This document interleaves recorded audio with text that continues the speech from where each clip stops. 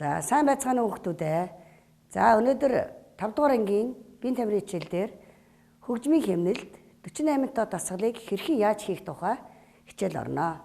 За багш нар нь эхлээд удаанаар заана.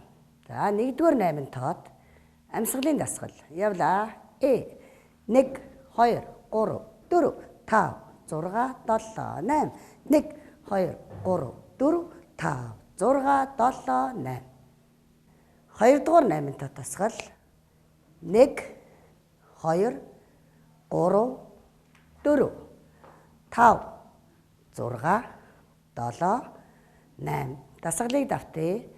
1 2 3 4 5 6 7 8 за 3-р 8 тоо дасгал 1 2 3 4 5 6 7 8 дасгалыг давтъя. 1 2 3 4 5 6 7 8 за 4-р 8 тоо дасгал 1 2 3 4 5 6 7 8 за дасгалыг давтъя.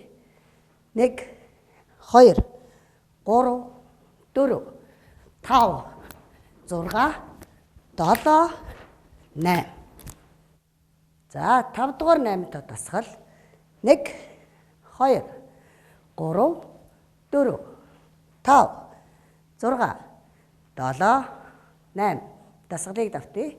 1 2 3 4 5 6 7 8 6-р 8 тоо дасгал 1 2 3 4 5 6 7 8 1 2 3 4 5 6 7 8 за төгсгөлийн амьсгалын дасгал 1 2 3 4 5 6 7 8 1 2 3 4 5 6 7 8 за хүүхдүүдээ сурсан гэдэгт итгэлтэй байна.